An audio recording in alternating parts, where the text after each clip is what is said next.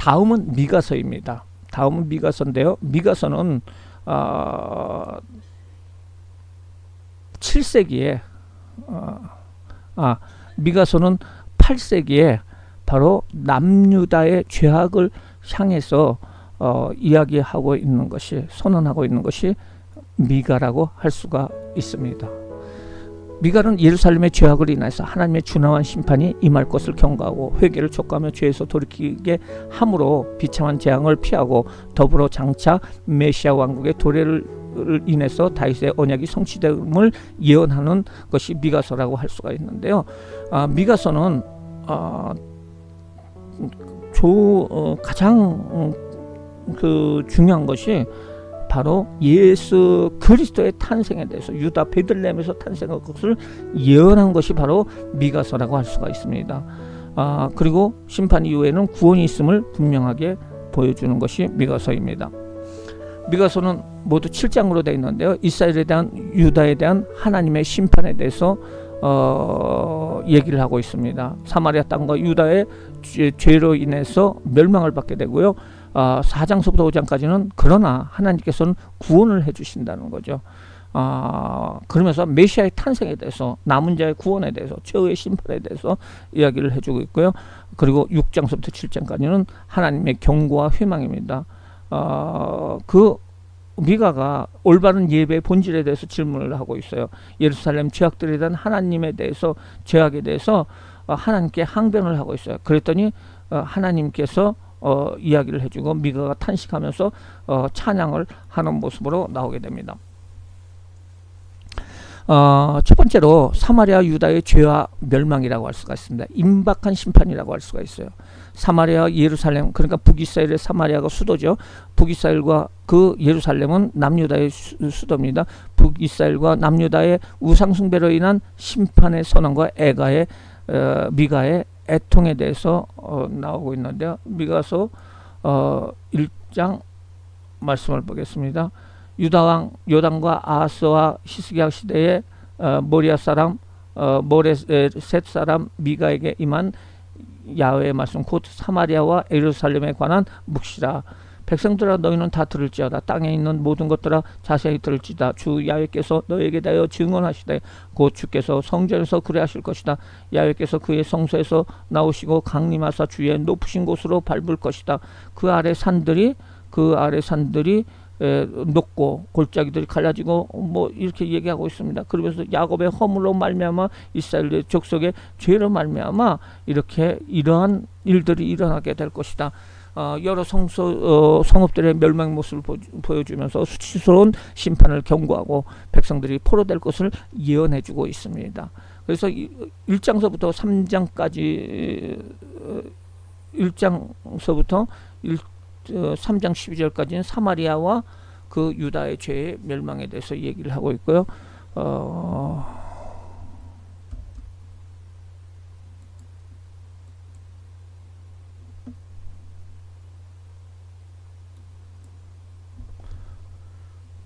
2장 1절부터 3절, 13절까지는 악한 권력에 대한 얘기를 하고 있습니다. 손에 쥐어있는 탐욕을 해서 백성들은 강탈로 하나님의 멸망을 선포를 하고 있고요. 12절 13절 포로 생활 후에 남은 자들을 모을 것이다 라고 얘기하고 있습니다.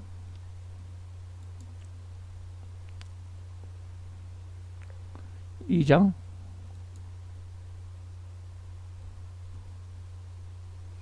야곱아, 내가 반드시 무리를 다 모으리니 내가 반드시 이스라엘의 남은 자를 모으고 그들 처소를 두기를 양떼와 같이 하며 초사기 양떼와 같이 하리라.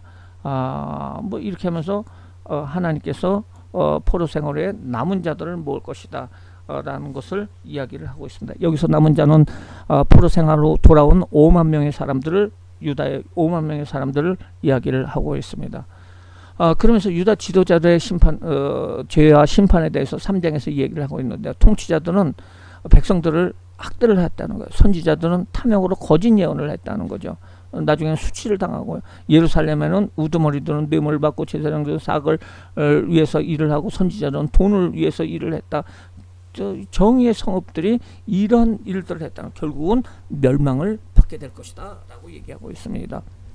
그럼에도 불구하고 미래에 대한 평화의 나라에 대해서 이야기하는데 끝날에 이방 사람들이 율법을 삼으며 성전 있는 시온으로 몰려간다는 거예요. 하나님께서 많은 민족과 이방 사람들을 심판하시고 전쟁 없는 평화를 누리게 한다는 거죠.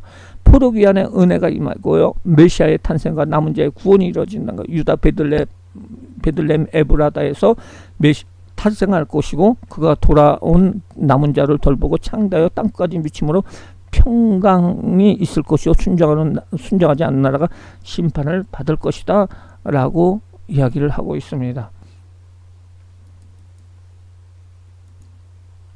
끝날에 이르는 야훼의 전의 산이 산들의 꼭대기에서 굳게 서며 작은 산 위에 뛰어나며 민족들이 그리로 몰려갈 것이다. 이렇게 얘기를 하고 있어요. 그 다음에 5장에 보면은 5장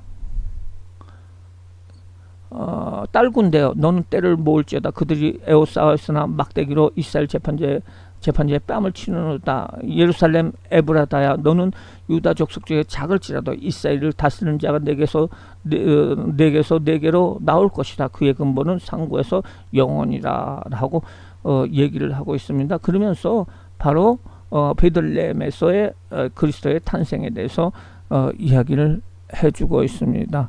그러면서 창대할 것이다 라는 것에 대해서 오늘 성경은 말해주고 있습니다. 이렇게 하면서 이 평강이 임할 것이다. 예수 그리스도의 탄생에 대해서 얘기를 하고 있고요. 올바른 6장으로 가면은 올바른 예배 본질에 대한 질문 경고의 메시지가 이스라엘은 하나님 앞에 나아가 좋고 많은 귀한 제물을 드려서 죄를 속하려 하지만은 하나님께서 원하시는 것은 정의를 행하며 인자를 사랑하고 겸손하게 하나님과 함께 행하는 것이라고 얘기를 하고 있습니다.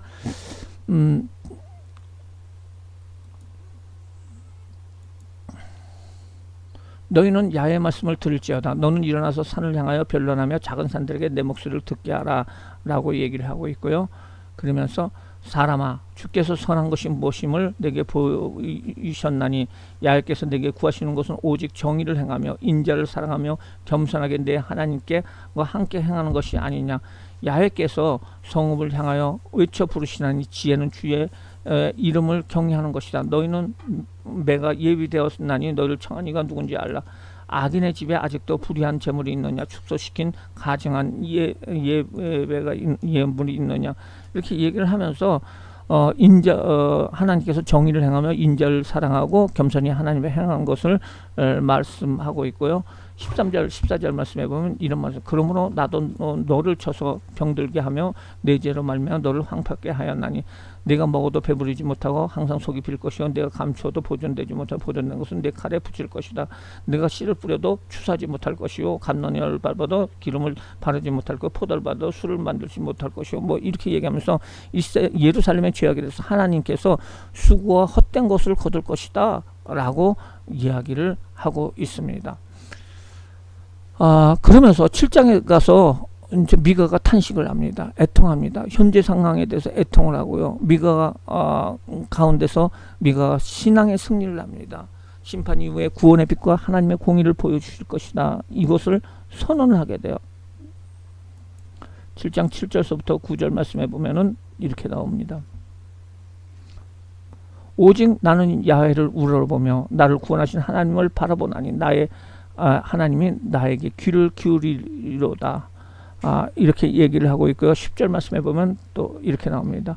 나의 대적이 이것을 보고 부끄러워하리니 이는 전에 내게 말하기를 하나님 이야기에서 어디 있느냐 한지라 그가 거리에 진흙같이 밟히리니 그것을 내가 보리로다. 이방인이 하늘나라에 이스라엘의 지경이 넓어지면 이방인이 돌아온다는 거죠. 그러면서 미가가 찬양하는 모습을 볼 수가 있습니다.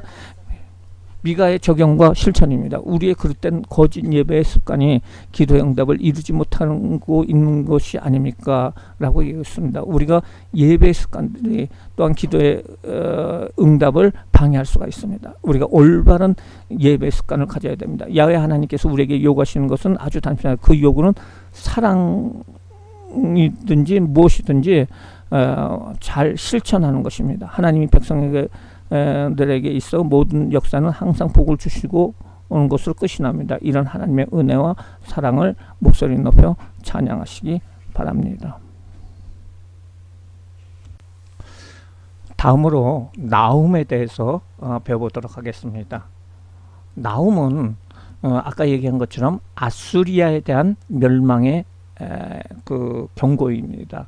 요나가 초기에 그 멸망을 경고를 해가지고 아수리아 사람들이 회개해가지고 그 멸망을 하나님께서 연기를 시켰는데 나훔을 통해서 다시 한번 멸망의 경고를 하십니다. 아수르스도 니느웨에 임한 하나님의 심판을 선포하므로 그들로 인해서 고통과 억압을 당하던 유다에게 위로와 소망을 주기 위해서 기록을 하고 있고요. 가장 시적인 예언서라고 할 수가 있어요. 1장 2절부터 9절까지는 알파벳 순서대로 시가 진행이 되고 있는데요. 히브리어 알파벳 순서대로 우리로 얘기하면은 라고 해가지고 가로 시작되는 말을 했으면은 시가 있으면 나로 시작되고 그 다음에는 다로 시작되고 이런 순서대로 시가 진행이 됩니다. 창조도 야훼의 현현과 그 위엄을 노래를 하고 있고요. 하나님께서 모든 불의에 대해서 보복하시며 자신의 세계 통치권을 누구에게도 뺏기 않는 복수하시는 하나님이다. 하나님은 이스라엘의 하나님이 아니라 온 세계 하나님이라는 거죠. 그래서 하나님 앞에 살 길은 오직 야훼를 의뢰하는 길이고 또 유다의 회복을 예언하고 있습니다. 모두 이 나훔은 모두 3장으로 이루어졌습니다. 니느웨에 대한 하나님의 심판이 있고요.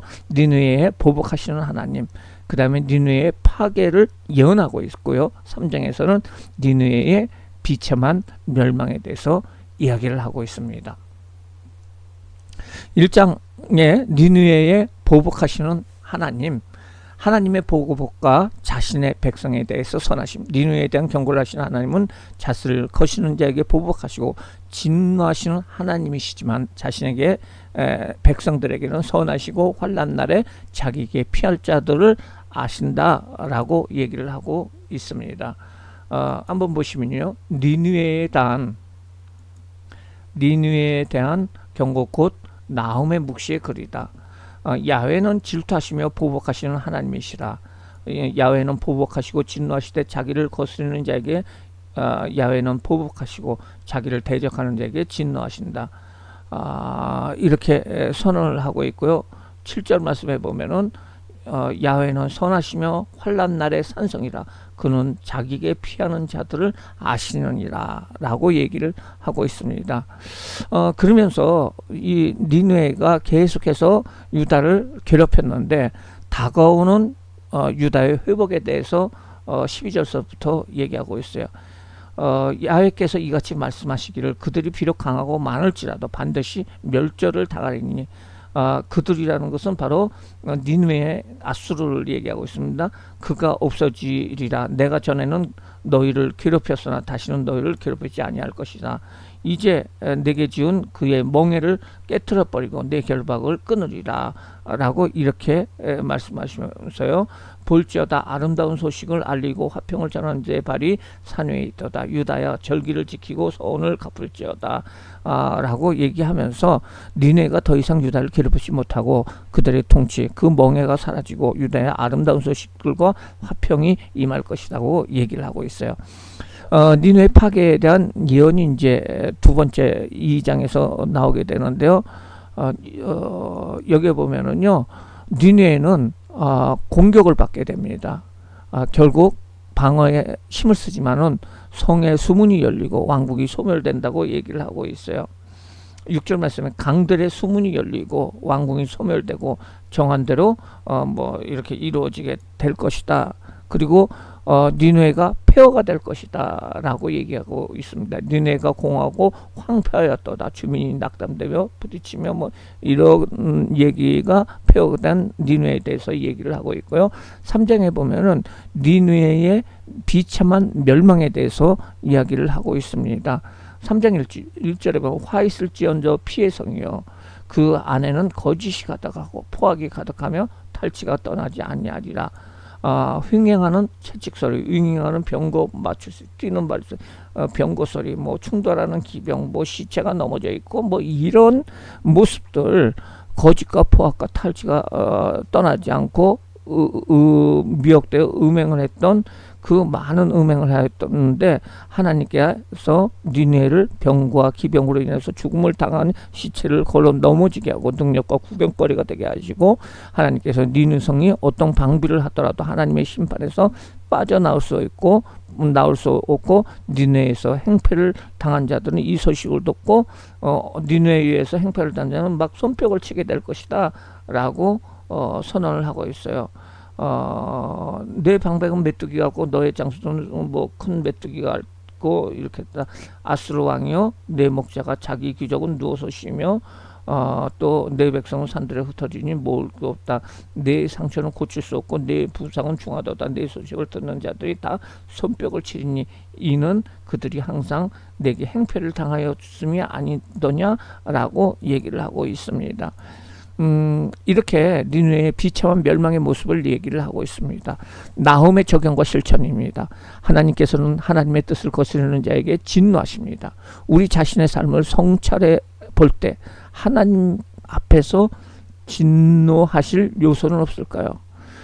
우리는 하나님의 뜻대로 살아야 돼요. 하나님의 뜻을 거스려서 살면은 하나님께서 진노하신다는 사실을 우리는 알아야 돼요. 하나님은 질투하시고 보복하시는 원수를 대적하시는 하나님이십니다. 두 번째로 하나님은 항상 선하시며 우리의 대적을 정복해 주신다는 약속의 말씀을 의지해야 될 줄 믿습니다. 그러면서 아수를 처벌하지만은 유다를 영원토록 하나님께서 보호해 주신다는 것을 말해 주시고 있습니다. 국률의 하나님은 죄악 가운데 있는 그분의 자녀들을 향해 찾아오십니다. 그러나 공의로우신 분이시기 때문에 죄를 용납하지 아니하시고 악인들을 향하여 보응하시고 의인에게 복을 주십니다. 다음은 하박국입니다. 하박국은요, 하박국은 바로 스바냐와 마찬가지로 이사야 시대 때, 그러니까 BC 7세기에 남유다를 향해서 예언했던 사람이 바로 하박국 선지자라고 할 수가 있습니다. 악인의 흥망과 악한 세력 바벨론의 세력 확장 가운데 왜 하나님은 침묵하신가는 것에 대해서 하나님의 정의에 대한 문제를 제기합니다. 결론적으로 의인은 자기가 아닌 믿음으로 산다는 구원의 하나님으로 인해서 기뻐해야 한다는 응답을 가르치고 있습니다. 여기에서 하박국은 얘기를 해요. 하나님, 우리가 잘못한 건 있는데요. 왜 다른 나라들이 하나님의 택하신 민족인 이스라엘을 이렇게 심판하는가요? 라고 하나님 앞에 탄식합니다. 그러면서 악인이 왜 의인을 이렇게 심판하느냐라고 했을 적에 하나님께서는 의인은 그의 믿음으로 살 것이다 라는 것을 말씀해 주고 있습니다. 질문과 답변 형태로 되어 있는데요. 1장 1절서부터 7절까지 불의의 승리로 인한 하박국의 질문이에요. 첫 번째 질문입니다. 율법 준행이 해이해지고 겁탈과 강포가 횡행하고 정의가 무시당하는 유다의 죄악에 대하여 하나님이 응답하지 않으시고 의인을 구원하지 않으시는지에 대해서 질문을 하고 있습니다. 하박국을 우리가 한번 보도록 할게요.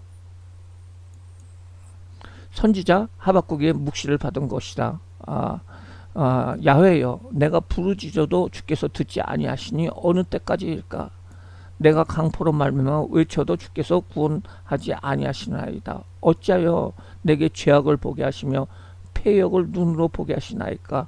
겁탈과 강포가 내 눈앞에 있고 변론과 분쟁이 일어납니다 라고 얘기하고요. 이러므로 율법이 해하고 정의가 전혀 시행되지 못하오니 이는 악인이 의인을 에워싸므로 정의가 굳게 행하여졌나이다 라고 얘기를 합니다. 그랬더니 하나님이 답변합니다. 야훼께서 말씀하세요. 너희는 여러 나라를 돌아보며 또 보고 놀라고 놀랄지어다. 너희 생전에 내가 한 가지를 행하리라 라고 얘기하고 있습니다. 왜 처음에 첫 번째 질문은 왜 이 나라에 이렇게 나쁜 일들이 이렇게 행해지며 우상 숭배를 하고 불법을 행하는 사람들이 잘 되고 있습니까? 라고 했을 적에 하나님께서 답변하시기를 죄악으로 물든 그 유다를 심판하실 것이다. 반드시 심판하실 것이다. 그 심판은 뭐냐면 바벨론 나라를 일으켜가지고 심판하실 것이다 라는 거야. 보라, 내가 사납고 성급한 백성 곧 넓은 곳으로 다니며 자기의 소유 아닌 거처를 점령하는 갈대아 사람을 바벨론 사람들을 일으켰나니 그 사람을 통해서 그들 사람들 통해서 너희들을 심판할 것이다 라고 얘기합니다. 그때 하박국은 두 번째로 질문을 합니다. 우리보다 더 악한 바벨론을 도구로 사용하여 유다를 징계하는 것이 말이 됩니까? 라고 얘기를 하죠. 13절 말씀을 우리가 한번 보도록 할게요. 주께서는 눈이 정결하심으로 악을 참아보지 못하며 패역을 참아보지 못하고 어찌하여 거짓된 자를 방관하시며 악인이 자기보다 의로운 자를 삼키는 것도 잠잠하시나이까? 라고 얘기를 하고 있어요. 그래서 더 악한 바벨론을 왜 도구로 사용하십니까? 그들은 악한 사람입니다. 라고 하면서 하나님의 공의를 이룰 수 있겠습니까? 라고 얘기를 합니다. 그랬더니 하나님께서 말씀하십니다. 두 번째 단어는 질문에 대해서 2장 2절에 이렇게 얘기합니다. 내가 내 파수하는 곳에 서며 성내 서리라. 내가 무엇을 말씀하시는지 기다리고 바라보며 내가 질문에 내가 어떻게 대답하는 것을 보라. 나 질문을 에 대해서 내가 이렇게 대답한다. 야훼께서 그에게 대답하여 이르시되 너는 묵시를 기록하며 판에 명백히 새겨 달려가면서도 읽을 수 있도록 하라 라고 지금 하나님이 말씀하는 것을 판에다 기록을 하는 거예요. 기록해서 남기라, 책으로 남겨라 라고 얘기를 하고 있어요. 그러면서 이 묵시는 정한 때가 있나니 그 종말에 이르겠고 결코 거짓이 아니라 비록 더디더라도 지체되지 않고 반드시 응할 것이다 하면서 묵시의 말씀을 얘기합니다. 보라, 그의 마음은 교만하며 그 속에는 정직하지 못하나 의인은 그의 믿음으로 말미암아 살 것이다. 악인은 교만하여 정직하지 못한 혼란기라고 하더라도 너는 그런 거 신경 쓰지 말고 의인으로서 오직 하나님을 향한 믿음으로 말미암아 살 것이다. 즉 의인은 하나님이 역사하시고 살아계신다는 그 믿음 속으로 굳게 살아가기를 바란다라고 얘기하고 있어요. 이런 말 저런 말 불평하지 말라는 거예요. 왜냐면은 이거 저거 따지지 말라. 모든 것을 합력해서 하나님께서 의로 이루어 가시니까 오직 하나님만을 바라면서 믿음으로 살라고 하나님께서 명령을 하고 있습니다. 뭐예요? 가장 큰 주제, 의인은 그의 믿음으로 말미암아 살리라. 의인은 하나님이 역사하시고 계신다는 걸 믿고 굳게 그것을 의지하며 하나님을 신뢰하라는 거예요. 하나님이 행하는 것을 신뢰하라라는 것을 말해주고 있어요. 거기에 대해서 하나님께서 하나님 앞에 하박국은 찬양을 하게 됩니다. 2장 5절서부터 이제 20절까지인데요. 탐욕으로 여러 나라를 노략질함에 대해서 그들이 노략을 당할 것이고 전쟁이나 조공으로 부당한 이익을 취하는 것에 대해서 죄로 인해서 욕을 보게 될 것. 강견노역으로 한 성읍을 건축하였는데 이 성읍이 불타게 될 것. 강포한 행위가 더러운 욕이 될 것. 우상 숭배가 심판할 때 우상이 도움이 안 된다는 것을 알게 될 것이다 하면서 그 하나님을 배반하는 자들의 그 하나님 앞에 제대로 못하는 그 바벨론이 유다를 심판하지만은 그 유다도 결국은 이렇게 바벨론도 이렇게 심판을 당할 것이다라는 찬양을 부르게 됩니다. 하박국은 하나님께서 이제 수년 내 부흥을 나타내시기를 진노 중에서도 국률을 잊지 않기를 간구하고 있습니다. 하박국 3장 1절 말씀에 이렇게 나와요. 여호와여, 내가 주께 대한 소문을 듣고 놀랐나이다.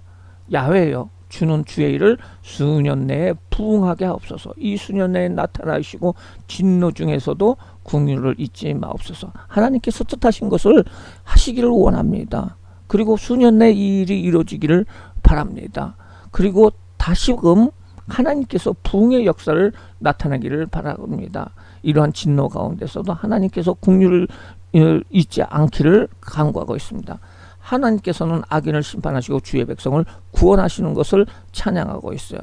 그리고 묵시의 말씀으로 두렵게 떠는 하박국에 대해서 바벨론 심판은 이스라엘 심판 후 이루어지기 때문입니다. 하나님의 공의와 이스라엘 구원을 확신하며 구원의 하나님을 기뻐하며 찬양하고 있습니다.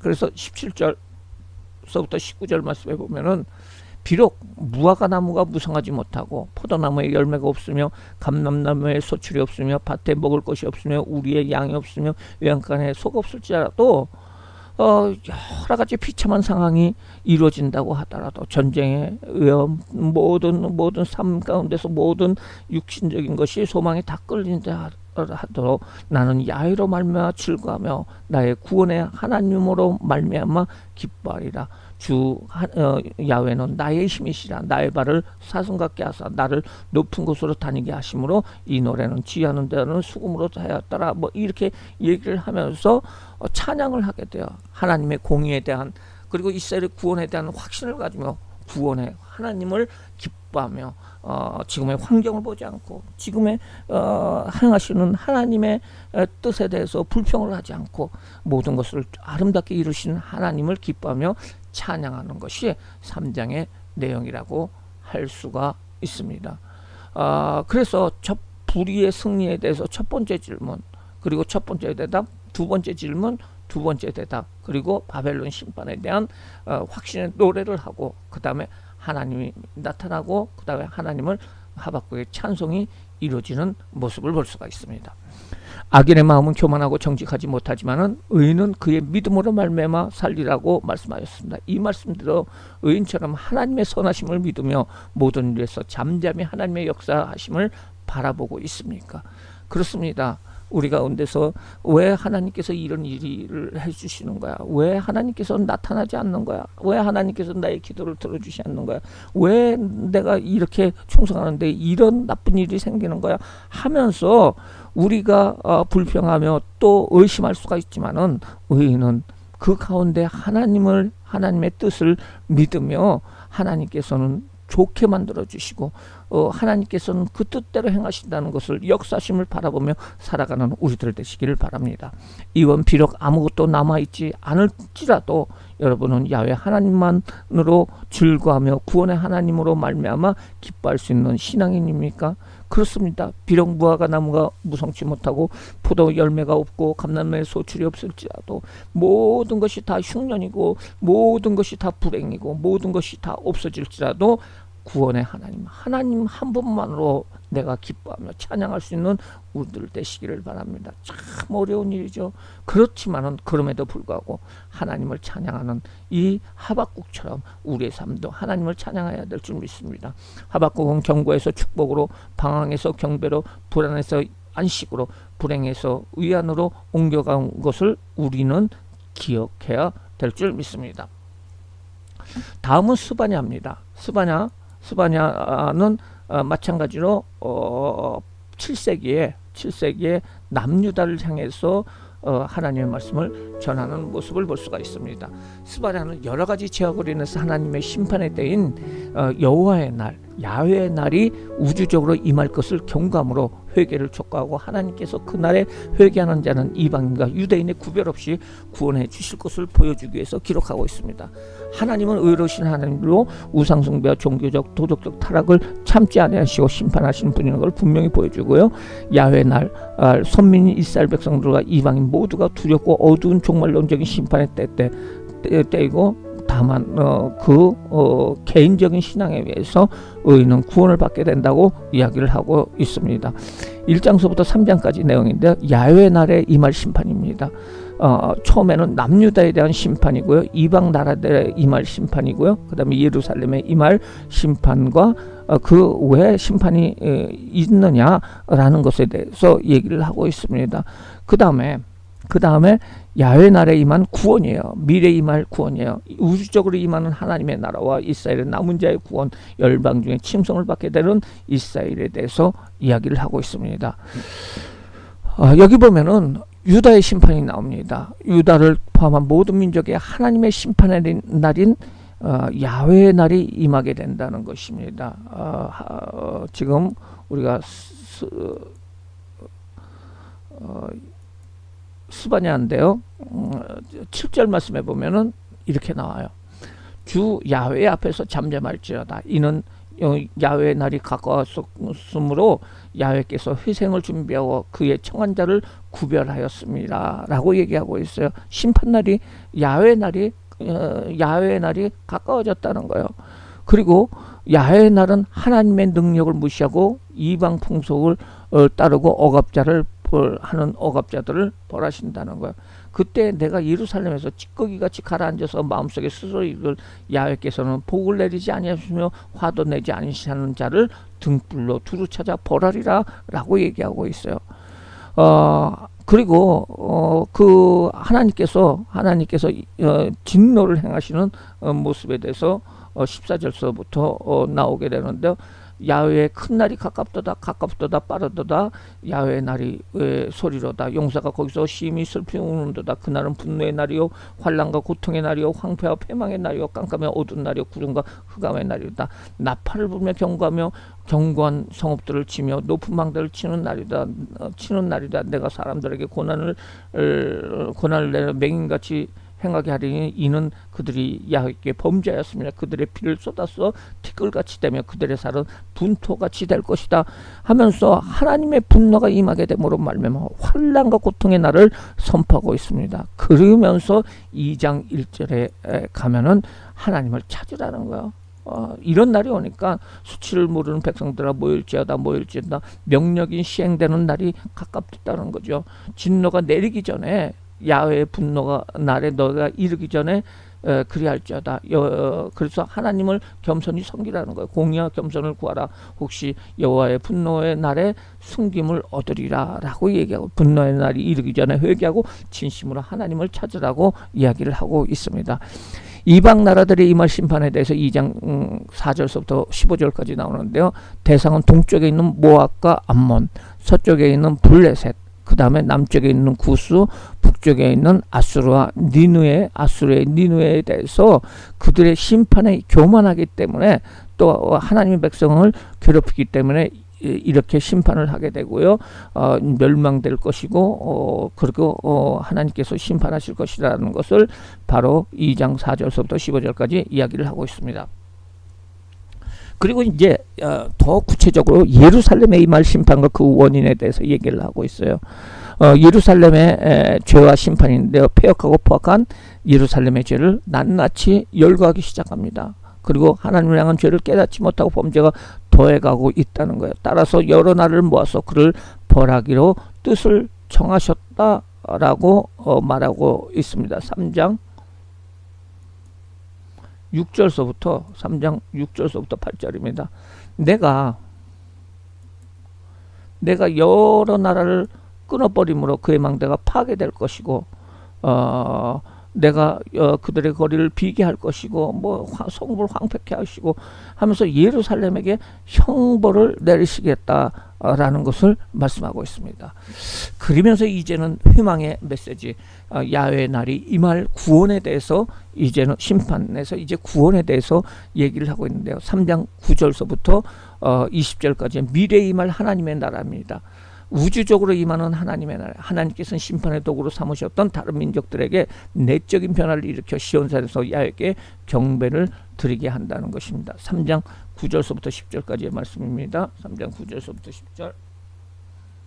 그때 내가 여러 백성의 입술을 깨끗이 하여 그들이 다 야훼의 이름을 부르며 한 가지로 나를 섬기더니 내가 구하는 백성들 곧 내가 흩어진 자의 딸이 구스강 건너편에서부터 예물을 가지고 내게 와서 바치리라 라고 얘기했습니다. 시온산에서 다른 민족들이 하나님께 경배를 드리는 모습이 나옵니다. 그뿐 아니라 이제 11절서부터 13절까지는 남은 자에 대해서 얘기를 하고 있어요. 하나님께서는 예루살렘과 유다에도 근본적인 변화가 일으켜서 교만 자랑이 없어져. 그날에 내가 범죄한 모든 행위로 말미암아 수치를 당하지 아니할 것은 그때 내 가운데서 교만하고 자랑하는 자를 제거하고 내가 나의 성사를 다시는 교만하지 않게 할 것이다. 내가 공고하고 가난한 백성들 내 가운데 남겨두리니 그들이 야훼의 이름을 의탁하여 보호를 받을 것이다. 라고 얘기를 하고요. 이스라엘의 남은 자들은 악을 행하지 아니하며 거짓을 말하지 않으며 입에 거짓된 자가 없으며 먹고 누울지라도 그들 두렵게 할 자가 없도다라고 얘기하고 있습니다. 이렇게 얘기를 하면서 교만하고 자랑하는 자가 없어질 것이다. 이스라엘 남은 자의 구원에 대해서 얘기를 하고 있고요. 열방 중에 칭송을 받게 될 하나님에 대해서 이제 14절서부터 얘기를 하고 있는데요. 시온에 따라 노래할지어다. 이스라엘에 부를지어다. 예루살렘에 따라 전심으로 기뻐하며 즐거워할지어다. 야훼께서 내 형벌을 제거하시고 내 원수를 쫓아내시고 이스라엘 왕이 내 가운데 계시도다. 이렇게 하면서 그날에 사람이 예루살렘에 이르기를 두려워하지 말라. 시온아 내 손을 들고 떨지 마라. 너의 하나님께서 그 가운데 계신다. 이렇게 얘기하면서 너의 하나님 야훼께서 너의 가운데 계시니 구원을 베푸실 전능자시라. 그가 너로 말미암아 기쁨을 이기지 못하며 너를 잠잠히 사랑하시며 너로 말미암아 즐거이 부르며 기뻐할지어다. 이것은 이제 복음성가에서도 나오는 그런 것인데 남은 자들의 형벌을 제거하시고 그 원수를 쫓아내시고 그 가운데 마음껏 기뻐하라고 촉구하고 있습니다. 열방 중에 칭송을 받으시는 이스라엘에 대해서 이야기를 하고 있습니다. 스바냐의 오늘 말씀을 통해서 우리가 알 수 있는 것이 무엇입니까? 하나님께서는 하나님과의 관계를 견고하게 하기 위해서 침묵하는 가운데 있어 보입니다. 주 야훼께서 앞에서 잠잠할지어다. 이는 야훼의 날이 가까웠으므로 야훼께서 회생을 준비하고 그의 청한 자를 구별할 것이다. 우리가 하나님 앞에서 잠잠할 때가 있어야 돼요. 이것저것 얘기하는 것이 아니에요. 잠잠히 하나님을 바라보는 우리들 되기를 바랍니다. 야훼 하나님께서 우리 가운데 계시고 나로 말미암아 기쁨을 이기지 못하며 사랑하고 계심을 찬양하고 있습니까? 하나님께서 너의 하나님 야훼께서 너희 가운데 계시니 그는 구원을 베푸실 전능자시라. 그가 너로 말미암아 기쁨을 이기지 못하고 너를 잠잠히 사랑하심으로 너로 말미암아 즐거이 부르며 기뻐하리로다. 이 하나님이 바로 우리 하나님, 나의 하나님이라는 고백을 하시기 바랍니다. 새로운 창조의 날에 하나님께서는 사랑으로 새롭게 하신 그분의 자녀들을 인해서 기뻐하십니다.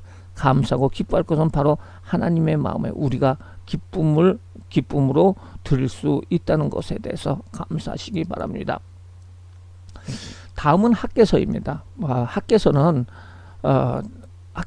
여기서 나와 있는 것처럼 포로 귀환 후에 성전을 짓게 됩니다. 성전을 짓게 되는데 성전을 짓다가 중간에 중단이 돼버려요.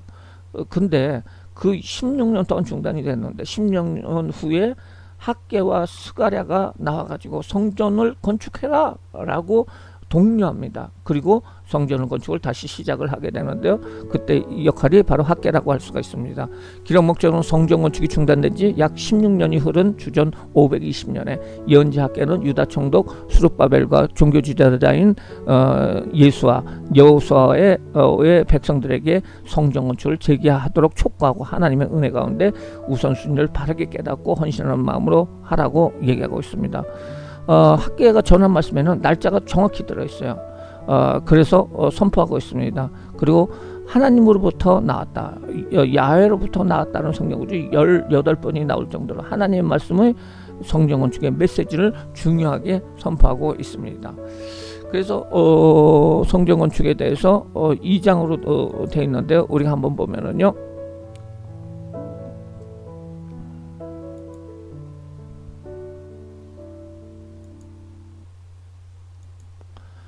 다리오 왕 2년 6대 달 곧 그날 초하루 6월 1일이라는 거죠. 6월 1일 야훼의 말씀이 선지자 학개로 말미암아 유다 총독 스룹바벨과 그 다음 대제사장 여호수아에게 임하여 이르시되 만군의 야훼가 이같이 말씀하여 6월 1일 날 이제 첫 번째로 하나님의 말씀이 임했어요. 만군의 야훼가 이같이 말하나 이 백성에게 말하라. 여호와의 전을 건축할 시기가 이르지 아니하였다. 이렇게 얘기하는데 하나님께서 말씀하십니다. 이 성전이 황폐하거늘 너희는 그때 판벽한 집에 거주하는 거다. 너희들은 집을 짓고 살고 있구나. 그러므로 이제 만군의 야훼가 말하니 너희는 너희의 행위를 살펴볼지어다. 네가 성전을 짓지 않고 집을 짓고 그냥 살아가고 있는데 너희 모습이 어떠냐. 너희가 많이 뿌릴지라도 수확이 적고 먹을지라도 배부르지 못하고 흡족지 못하며 입어도 따뜻이 못하고 일꾼의 삭을 받아도 구멍이 난 전대 같은 것은 이것은 자기 그런 모습을 너희들 보지 않느냐. 이것이 너희를 위해서 집을 짓고 너희의 생활을 해서 그런 건데 먼저 성전을 건축하는 거. 너희는 산에 올라가서 나무를 가져다가 성전을 건축하라. 그리하면 내가 기뻐하며 영광을 받으리라. 너희가 많은 것을 바랐으나 도리어 적었고 그것이 다 불어버렸다. 만약에 그 까닭은 뭐냐면은 자기 집을 위해서 짓기에 빨았고 성전을 짓지 않았기 때문에 그렇다는 거예요. 그래서 내가 이 땅과 산과 곡식과 세포들과 모든 소산과 수고하는 모든 일에 한제를 들게 하였다. 이렇게 얘기를 하고 있어요. 그러면서 뭐냐면은 성전을 건축하라는 거야. 생계를 핑계로 해가지고 중단됐는데 다리오 왕 2년 6월 1일 촉구를 하게 됩니다. 그래서 백성들이 1장 12절에 보니까 호응을 해야 돼요. 스룹바벨 아들 스룹바벨과 그 다음에 대제사장 여호수아가 남은 모든 백성들이 그들의 하나님 야훼의 목소리와 선지자 학개의 목소리를 들으니 이는 그들이 하나님을 경외하며 그때 학개가 의인받아 백성들의 마음에 그때 그들이 성전 건축을 시작을 했는데 그 날이 6월 여섯째 날 24일이라는 거야. 6월 1일 날 선포됐는데 사람들이 모여가지고 얘기를 하죠. 6월 24일 날 하나님 성전의 공사를 재개를 하게 됩니다. 그래서 성전 건축을 이때까지 이제 기초만 놨는데 사마리아 사람들이 방해하는 바람에 못했는데 이제 성전 건축을 16년 만에 시작이 됩니다. 이제 2장으로 넘어가 가지고요. 또 날짜가 나옵니다. 날짜가 나오는데요. 2장 1절 일곱째 달 곧 그 달 21일에 6월 24일 날 시작이 되는데 7월 21일에 하나님의 말씀이 선지자 학개에게 임하게 됐다는 거죠. 그리고 그들에게 이르기를 너희 가운데 남아있는 자 중에서 이 성전의 이전 영광을 본 자가 누구냐. 이제 이것이 너희에게 어떻게 보이냐. 너희 눈에는 보잘것없이 보이지 않느냐. 그러나 이 말은 무엇이냐면은 성전을 이전에 솔로몬 성전을 본 사람들이 지금 성전 짓는 거 너무 보잘것없어 가지고 막 울고 난리가 났어요.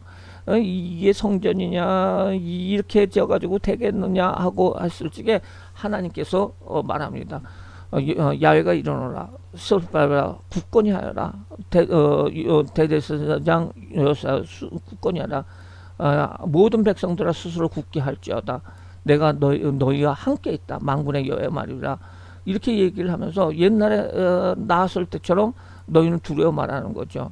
그러면서 모든 것을 진동할 것이 성전의 영광이 참 하나님께서 같이 할 것이라는 거죠. 그러면서 은도 금도 내 것이고 만군의 여호와 말이다.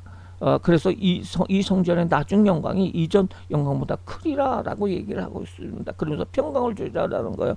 그래서 하나님께서 솔로몬의 성전보다도 그 영광이 클 것이고 하나님의 영광이 보이는 것이 아니고 영적인 것이 바로 이 성전을 통해서 나타날 것이다라고 하면서 좀 실망한 그 성전 건축의 사람들을 격려하는 그 메시지를 하나님께서 보내주시는 거예요. 그 다음에 또 나오게 돼요. 7월 20일인데 9월 24일이에요. 9월 24일 날 얘기를 합니다. 9월 24일 날 다시 이제 하나님께서 얘기를 하는데요.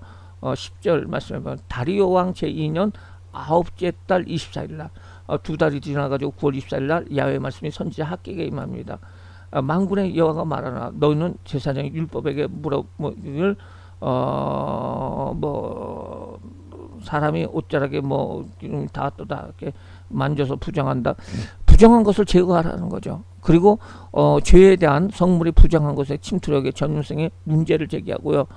그러면서 얘기를 합니다. 이제 오늘부터 내가 이제 오늘부터 이전 곧 여호와의 전의 돌이 옮기 시작한 때를 기억하라. 이제는 그때는 이제 뭐 제대로 수확이 되지 않았으나 깐부기와 재앙과 깐부기 있었으나 이제 오늘 이 날을 기억하라. 아홉째 달 24일 곧 하나님의 성전 지제를 쌓는 날을 기억하라 하면서 곡식 종자가 아직도 창고에 있느냐 맺지 못하냐 오늘부터는 내가 너에게 복을 줄 것이다. 오늘부터 너에게 복을 줄 것이다. 그러면서 9월 24일 날 얘기를 해. 이 말씀 무엇이냐면은 하나님께서 이 성전 건축을 하는 이스라엘 백성들에게 지금까지 어려운 일들이 많았지만 이제부터 오늘 이 성전에 그 단을 쌓는 기초를 쌓는 이 날부터 하나님께서 복을 주시는데 이전과 나중에 가가지고 이전과 이 날 이후에 어떻게 복을 주시는지를 너희들이 눈으로 똑바로 바라봐라 라고 얘기를 하고 있습니다. 그날 또 24일날 다시 한번 하나님께서 그날 학계에게 임하여 얘기를 하기를 수립바벨에 대해서 얘기를 하고 있습니다. 하늘과 땅이 진동될 것이고 여러 왕국들이 보좌를 엎을 것이고 뭐 이렇게 하면서 내 종 스룹바벨아 그날에 너를 세우게 주겠다. 그러니까 하나님께서 스룹바벨을 지도자로 세워줄 것이다 이렇게 얘기를 하고 있는데요.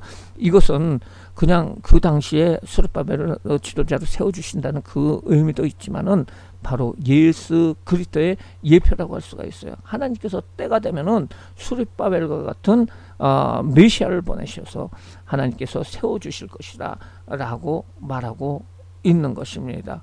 하나님의 인장인 스룹바벨에 대해서 이야기를 하고 있습니다. 이것처럼 학계는 6월 1일 날 나타나고 6월 24일 날 성전 건축이 시작이 되고 7월 21일 날 하나님께서 격려를 하고 그리고 9월 24일 날 하나님께서 이제부터 복을 주실 거라고 선언을 하고 9월 24일 날 스룹바벨에 대해서 세워주실 것이다 라고 얘기를 하고 있는데요. 하나님께서는 이스라엘 백성들이 자신의 집에서만 사치스럽게 투자하는 것을 질책하셨습니다. 우리의 삶 가운데서 하나님께 드려야 할 것을 도리어 자신을 위해서 투자한 적은 없습니까?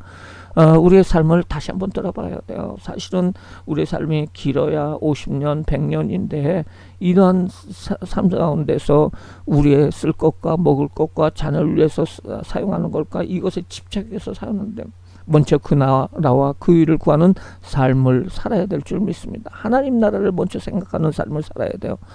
두 번째로 하나님 앞에서 드려지는 헌신이 정결과 거룩함이 배제된 단순히 형식적인 행위에 머물러 있지 않습니까? 하나님 앞에 드릴 적에 우리가 성결된 것으로 드려야 된다는 거죠. 하나님께서는 거룩한 목적을 이루기 위해서 고난과 절망 그리고 때로는 이방의 권력을 사용하여 열방의 빛이 되게 하십니다. 다음은 스가랴입니다. 스가랴도 여기에 나와 있는 것처럼 스가랴도 포로 귀환 후에 성전 건축에 대해서 이야기를 하고 있는데요. 많은 환상을 포함하고 있는 스가랴 예언은 도덕적인 개혁과 메시아의 기대를 하는 이상적인 미래에 대한 관심을 보입니다. 스가랴는 이스라엘 백성들이 이러한 이상적인 미래의 영광을 바라보고 중단된 성전 건축을 재개하기 위해서 기록을 하고 있습니다. 말세에 있을 사건을 다루고 있는 묵시문학이라고 할 수가 있습니다. 스가랴가 보여주신 하나님은 영원하시고 온 세계에 뛰어나시고 의로우시고 전능하신 분인데 그 하나님께서는 자기의 택한 백성들 끝까지 사랑하시는 것이죠. 그러면서 메시아 예언을 선포하고 있습니다. 스가랴는 모두 14장까지 되어 있는데요. 성전 재건의 메시지가 1장 1절부터 6절이에요. 회개와 촉구와 순종의 촉구를 하고 있습니다.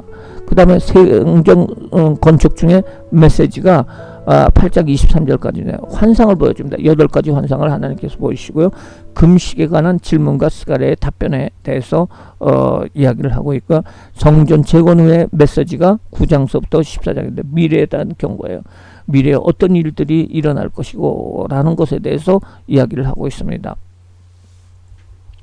첫 번째로 회개와 순종, 성전 재건 전의 메시지입니다. 이스라엘 백성 조상들의 악한 행위를 떠나 하나님께 돌아오라고 회개를 촉구를 하고 있어요. 그래서 학계 다음에 스가랴가 나오죠. 스가랴에 보면은 다리오 왕 2년 8째 달에 야훼의 말씀이 id도의 손자 베레스의 아들 선지자 스가랴에게 임했다. 야훼가 너희 조상에게 심히 진노하였느니라. 그러므로 너는 그들에게 말하기를 만군의 야훼께서 이처럼 이르시되 너희는 내게로 돌아가라. 만군의 야훼 말이라. 그리하면 내가 너희로 돌아가리라. 만군의 여호와의 말이라. 조상들을 본받지 말라는 거예요. 조상들의 악한 행위를 떠나가지고 하나님께 돌아오라 라고 외치고 있습니다. 그러면서 8가지 환상이 나옵니다. 이 8가지 환상을 통해서 첫 번째로 홍마탄 사자, 그 다음에 넷불과 넷공장, 세 번째로 청량줄을 잡은 천사, 대제사장 여호수아, 그 다음에 순금 등잔대, 그리고 날아가는 두루마기, 에바와 여인, 네 병거, 이런 것을 통해서 이런 내용을 통해서 바로 그 하나님께서 심판하시라 것과 성전 재건하라는 하나님의 약속들을 이야기를 해주고 있습니다. 이제 7장 1절부터 8장 23절까지는 금식에 관한 대표자들이 질문을 하게 됩니다. 베델 사람들은 제사장과 선지자들에게 이스라엘 파괴를 상기시키며 5월 금식 실시를 여부를 질문합니다. 5월달에 금식을 해야 될까요? 말아야 될까요? 이렇게 얘기를 하죠.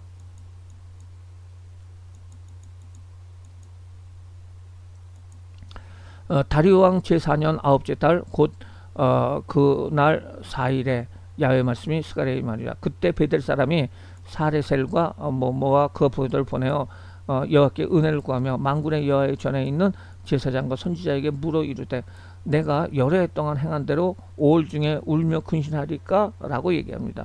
그랬더니 하나님께서 말씀하십니다. 뭐냐면은 금식이 뭐냐면 자신의 소원을 이루기 위해서 이루는 것에 대한 것이 아니다라고 얘기를 해요. 이렇게 얘기를 하면서 너희가 먹고 마실 때 그것을 너희를 위해서 먹고 너희를 위해서 마시는 것이 아니냐라고 얘기를 하면서 금식이 자기 소원을 이루는 것에 대한 하나님의 지적을 합니다. 옛날 상계와 순종을 촉구를 해요. 그러면서 순종을 촉구를 하는데요. 그들이 듣기를 싫어하며 등을 돌아대며 마음에 금강석 같다. 너희들 금식하는 그 행위가 그런 것이 아니고 마음을 돌이키는 것이 중요하다라고 얘기합니다. 그래서 미래의 예루살렘의 구원에 대해서 하나님이 시온에서 돌아와 거하시며 예루살렘은 번성할 것이라고 얘기하고요. 시온의 진리의 성읍이 번영되며 하나님의 진리와 공의의 하나님이 심을 나타낼 것이다 하면서 미래의 예루살렘의 구원에 대해서 얘기를 하고 있습니다. 미래에 대한 이제 성전 재건 후의 메시지가 9장서부터 14장인데요. 미래에 대한 경고인데요. 도래할 왕과 이스라엘의 유다 구원을 얘기하고 있습니다. 그러면서 여기에는 나귀 새끼를 타고 임하실 왕에 대해서, 메시아에 대해서 얘기합니다. 이방인의 심판과 유다의 구원에 대해서 얘기를 하고요. 그래서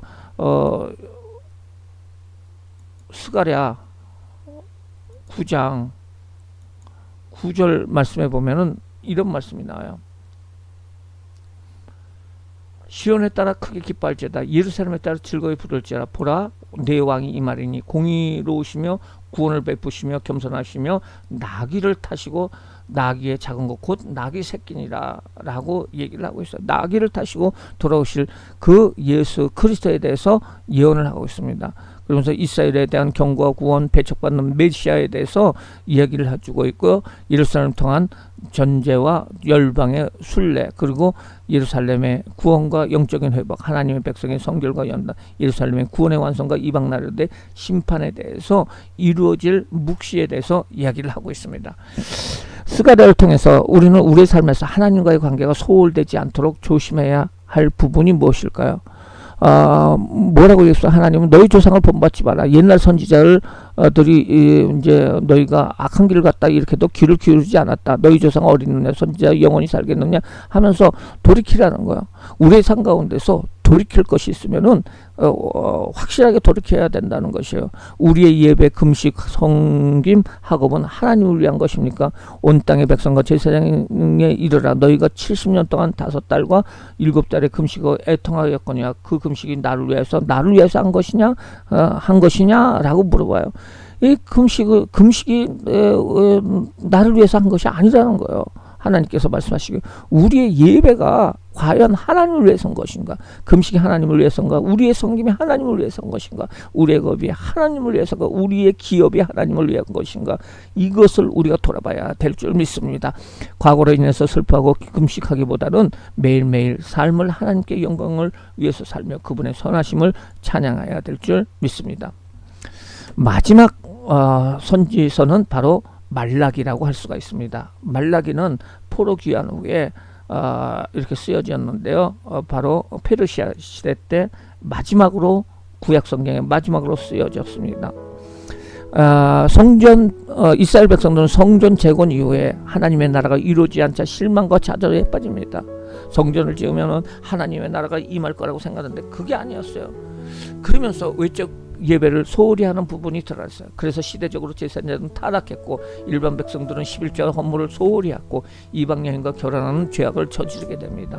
이런 상황에서 하나님은 죄에 대한 하나님의 심판을 경고하고 회개를 촉구하고 그 말씀을 준행하며 하나님을 경외하라고 지시를 하고 있습니다. 의문 형태의 논쟁적인 대화 방식을 갖고요. 어려운 환경 속에서 하나님의 약속을 기억하라. 그러면서 하나님을 경외하는 의인임을 밝히며 순종 회복을 촉구를 하고 있고요. 주의 날은 종말적인 심판을 얘기를 하고 있어요. 모두 4장으로 되어 있는데 하나님의 사랑과 공의를 의시하는 백성들에 대한 하나님의 심판 경고예요. 하나님의 사랑에 대한 확증이에요. 의심을 하지 말라는 거예요. 하나님은 사랑하고 있다는 거예요. 제사장들에 대해서 책망을 해요. 불경건한 제사에 대해서 책망을 하고 혼합결혼과 이혼에 대해서 경고해요. 백성들이 언약을 파괴했다는 거예요. 하나님의 공의를 의심하는 자에 대해 책망, 임박할 하나님의 심판이 있다는 거예요. 11조를 드리지 않는 자에 대한 책망이 있어요. 온전한 11조를 드려라. 낭망하는 자에 대해 최종적인 야훼의 날 야훼를 경외하는 자를 구분할 것이다 라고 해서 낭만하는 자들 너희는 마음을 돌이키라는 거야. 율법에 대한 순종을 공고하고 엘리야의 파송을 예고해. 엘리야가 올 것이다. 메시아가 올 것이다. 엘리야가 와서 메시아를 미리 예배할 것이다 하면서 얘기를 하고 있습니다. 첫 번째로 하나님의 사랑에 대한 확증입니다. 사람들이 하나님의 사랑에 대해서 의심을 합니다. 그것에 대해서 야곱과 에서의 역사, 에돔의 역사를 두며 하나님의 사랑을 확증을 하게 되는데요. 오늘 말라기 1장입니다. 야훼께서 말라기를 통하여 이스라엘에게 말씀하신 경고라. 야훼께서 이르시되 내가 너희를 사랑하였노나 하나 너희는 이르기를 주께서 우리에게 어떻게 우리를 사랑하시나이까 하는도다. 나 야훼가 말하노라.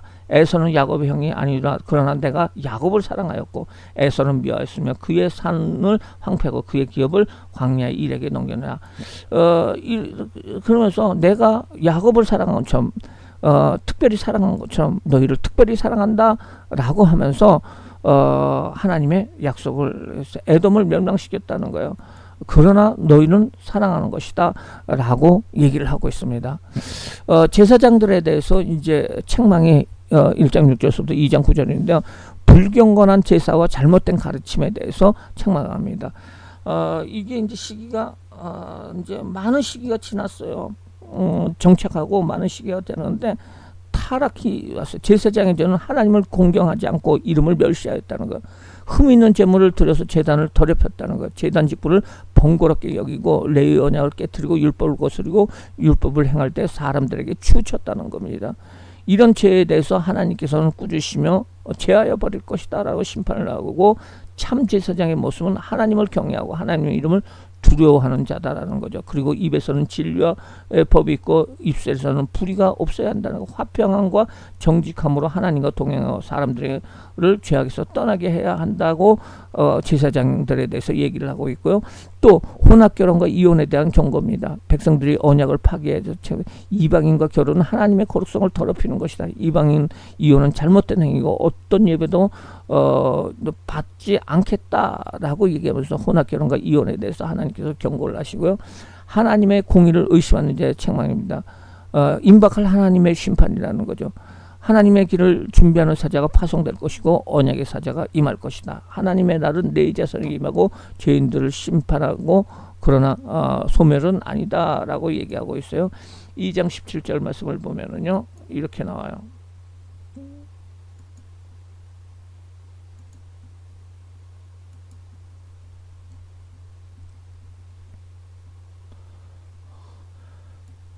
너희가 말로 야훼를 괴롭게하고도 이르기를 우리가 어떻게 여호와를 괴롭게 들었느냐 하는도다. 이는 너희가 모든 악을 행하는 자는 야훼의 눈에 좋게 보이고 그에게 기쁨이 된다 하고 또 말하기를 정의 하나님이 어디 계시냐라고 얘기를 한다는 거죠. 이때 하나님께서 말씀하십니다. 3장에 보면은 만군의 야훼가 이르노라. 보라, 내가 사자를 보내니 그가 내 앞에서 길을 준비할 것이고 너희 구하는 바 주께서 성전에 임할 것이다. 너희가 사모하는 바 언약의 사자가 임할 것이다. 이렇게 하면서 연단하는 것처럼 공의의 제물을 하나님 앞에 드리고 이렇게 이제 내가 심판으로 나올 것이다. 이렇게 얘기를 하고 있습니다. 다시 말해서 하나님의 길을 준비할 사자가 파송될 것이고 언약의 사자가 임할 것이다. 라고 얘기를 하고 있습니다. 11조를 드리지 않는 자에 대한 책망입니다. 온전한 11조를 드리라는 거죠. 이스라엘 백성들은 11조를 도둑질하여 저주를 받았다는 거죠. 헌물을 온전히 드리며 넘치는 복을 내려주신다는 것입니다. 3장 7절에 보면은 만군의 야훼가 이르노라. 너희 조상들로서 나의 규례를 지키지 아니하였다. 그런즉 내게 돌아오라. 그러면 나도 돌아가리라. 어떻게 돌아가릴까? 라고 얘기하면 사람이 어찌하여 그렇게 질문을 한다면 사람이 어찌하여 하나님 것을 도둑질하느냐. 그러나 너희는 나의 것을 도둑질하고 말하기를 내가 언제 도둑질하였습니까? 이렇게 하는도다. 이는 곧 11조와 봉헌물이다. 곧 온 나라가 나의 것을 도둑질하므로 너희에게 저주가 받아노라. 만군의 야훼가 이르노라. 너희는 온전한 11조를 창고에 두려. 너희의 양식을 읽나 그것을 나를 시험하여 하늘의 문을 열고 그에게 복을 쌓을 것이 없도록 붙지 아니하나 보라. 만군의 여호와가 이르노라. 너희에게 메뚜기를 검하며 토지선을 먹은 것을 없애버리며 너희 밭에 포도주 열매가 기한 전에 떨어지지 않게 11조를 하면 이렇게 됐다는 거죠. 그리고 너희 땅이 아름다워질 거 모든 이방인들이 너에게 복되다 하리니 만군의 여호와 말이라. 이렇게 얘기합니다. 이것처럼 하나님께서 11조의 복을 주시고 또 야훼 날과 야훼를 경외하는 자의 구분을 합니다. 하나님을 경외하여 그 이름을 존중하는 사람을 의인이라고 그러고 교만하고 악을 행하는 자를 악인이라고 하고요. 의인들은 하나님의 앞에 있는 기념책에 기록될 것이고 특별한 소유를 가지고 아낄 것이다. 공의로운 해가 떠올라 치료의 강선을 비추고 악인을 밟을 것이다 라고 얘기하고 있습니다. 이 유명한 말씀이 나오죠. 뭐냐면 치료하는 광선.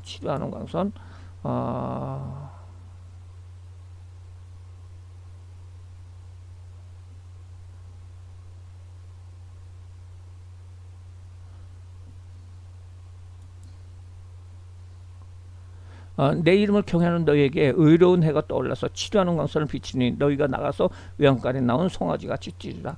하나님께서는 치료하는 광선을 비춰주신다는 거. 의인에게 치료하는 광선을 비추고 악인에게는 지푸러기 같이 되고 의인의 발바닥 밑에 재와 같이 될 것이다 라고 선포를 하고 있습니다. 그 다음에 이제 4장에는 모세 율법에 대한 순종공과 엘리야의 파송을 얘기하고 있습니다. 하나님의 명령을 기하며 야훼를 크고 두려운 날이 이르기 전에 엘리야가 와서 다시 하나님께 돌이키게 할 것이다. 엘리야가 올 것이라고 얘기를 하고 있어요. 그래서 4장 6절의 말씀에 보면 하나님께서 엘리야를 보내주라. 선지자 엘리야를 너희에게 보내리라 라고 메시아가 오기 전에 엘리야를 보내리라고 얘기하고 있습니다. 말라기 선지자는 타락한 이스라엘 백성들을 향해서 영적인 습관을 다시 새롭게 할 것을 고면했습니다. 그렇다면 우리의 영적인 습관은 어떨까요? 타락하는 그런 부분들이 있나요? 미진한 부분들이 있나요? 게으른 것이 있나요? 우리가 다시 한번 돌아봐야 된다는 것입니다. 너희가 나의 규례를 떠나 지키지 아니하였다. 그런즉 내게로 돌아라. 그리하면 너희에게 내가 돌아갈 것이라고 얘기하고 있습니다. 하나님 앞에 드려야 할 헌물에 대한 우리의 태도는 무엇입니까? 우리가 정성을 다해서 드려야 됩니다. 그리고 하나님 앞에 복된 11조를 드려야 될 줄 믿습니다. 예배 중심의 삶은 중요합니다. 왜냐하면 예배 중에 우리가 성령의 임재를 인정하고 그분의 인도하심을 순종하는 믿음으로 응답하기 때문입니다. 감사합니다.